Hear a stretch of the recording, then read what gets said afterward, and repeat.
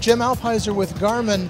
One of the things that you've released here just in advance of Oshkosh is a digital logbook that works on iPads and other tablet and mobile devices. But let's talk a little bit first of all about your overall iPad app and what that can do for the pilot. Sure. You know, Garmin Pilot's a very popular application available for Android and iOS. We've just announced some additional features and capabilities for the iOS-specific version, but in general, Garmin Pilot has a whole wealth of capabilities that you can easily access right from this homepage right here. Flight planning, you've got airport information, you've got your charting information, synthetic vision capability, terrain information, and I'll talk a little bit about Connect here in just a moment. On the flight planning side of things, really simple and easy to do. You can do it free form, just typing it in as you go along. Let's maybe add in like the Dell's VOR. And then maybe I'll put my home airport in here, KIXD. And there we go. So you've got the ability to do the free form. And then of course you can always do the drag and drop, which is simple and easy and fun to do as well. So we can add in an airport or an intersection or whatever the case may be. One of the beautiful things about this flight plan now that I've spent all this time and energy developing it, I can wirelessly connect this to my avionics and allow this flight plan to then show up on my avionics. So from there, we can go to maybe just our general map screen and we can see exactly what's going on. And I'm gonna zoom in here quite a bit.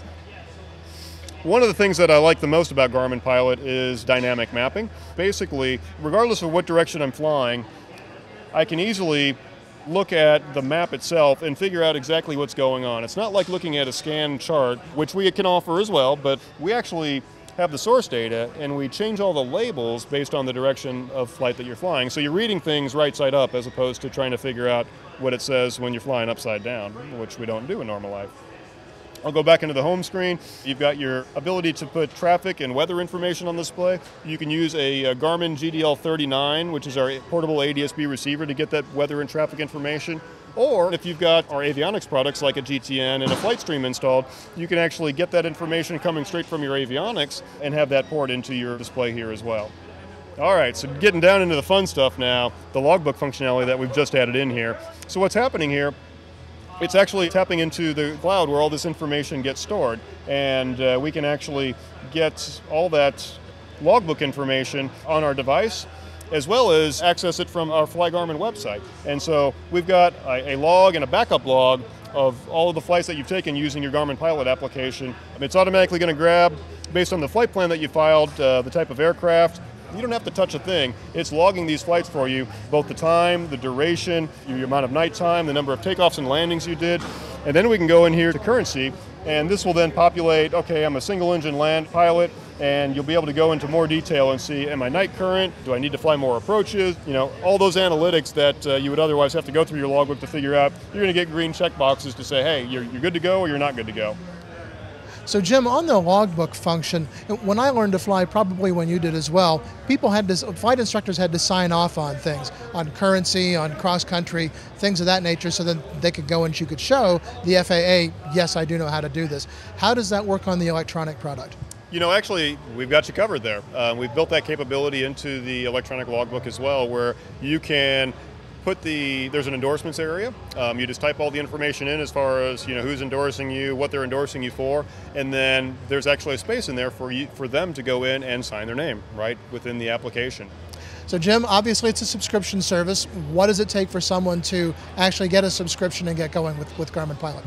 So the Garmin Pilot is available through Apple and Android both, and price starts at $74.99, and that is for a 1-year subscription. Each user is actually able to put that on 2 of their devices, so they can have a tablet device as well as a phone, and you've got Garmin Pilot on both places then.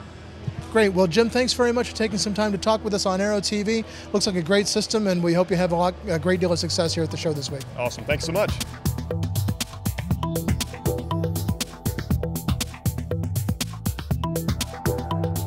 Aero-TV is brought to you by... The debate is no longer about upgrading GA aircraft with Next Gen, it's about financing it. The Next Gen GA Fund is about doing just that. Find out more at www.nextgenfund.com. Sandia introduces the new SAI 340 Quattro TSO'd airspeed, attitude, altitude, and slip. with integral backup battery. Safety never looked so good. See it now at www.sandia.aero.